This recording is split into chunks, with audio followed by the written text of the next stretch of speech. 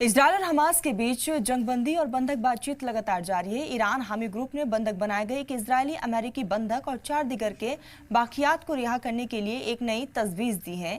ये तब हुआ है जब इजरायल ने वेस्ट बैंक और गाजा पर अपना हमला जारी रखा। इजरायली बसने वालों ने कब्जा वाले वेस्ट बैंक इलाके में फिलिस्तीनी गांव खिरबेट अल मरजम पर हमला किया है। 3 घरों और कई गाड़ियों को भी जला दिया गया। शहरियों का दावा है कि आग पर काबू पाने की कोशिश कर रहे लोगों पर इजरायलियों ने आंसू गैस के गोले फेंके और गोला बारूद से हमला भी किया।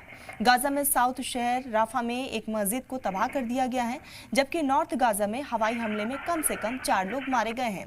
आईडीएफ का दावा है कि फिलिस्तीनी इलाके में एक्सप्लोजिव लगाने के लिए हमास ग्रुप के कई मेंबर मारे गए हैं। हमले तब हुए जब हमास ने इजरायली अमेरिकी सैनिक एडन अलेक्जेंडर और दोहरी शहरियत रखने वाले 4 दिगर लोगों की लाशों को सौंपने पर इत्तफाक राय जाहिर की। हालांकि इजरायल ने इस बात पर इत्तफाक राय जाहिर की है कि हमास के पास इजरायली अमेरिकी सैनिक एडन अलेक्जेंडर और दोहरी शहरियत रखने वाले 4 दिगर लोगों की लाशें हैं। इजरायल जंगबंदी मुआहदे के पहले फेज को आगे बढ़ाना चाहता है, जबकि हमास ने बंधक मुआहदे के दूसरे फेज के लिए बातचीत पर जोर दिया है।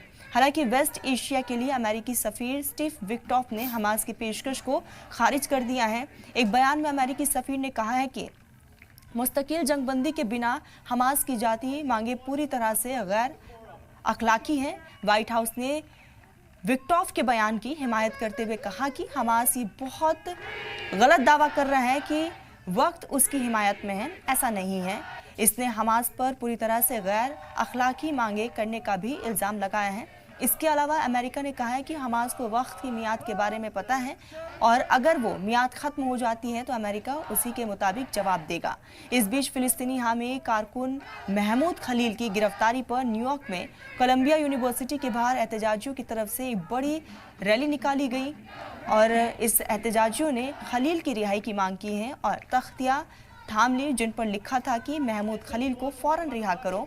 एहतजाजी मुजाहरे के बीच अमेरिकी जस्टिस डिपार्टमेंट ने कोलंबिया यूनिवर्सिटी में एहतजाजी मुजाहरे के दौरान टेररिज्म कानूनों के मुमकिन खिलाफ वर्जी के खिलाफ भी जांच शुरू की है।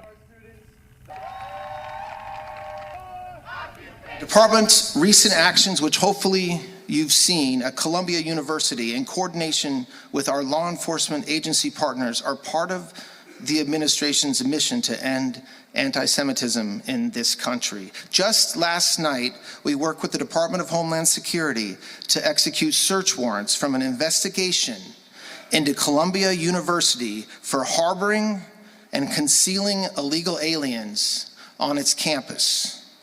That investigation is ongoing, and we are also looking at whether Columbia's handling of earlier incidents violated civil rights laws and included terrorism crimes. This is long overdue.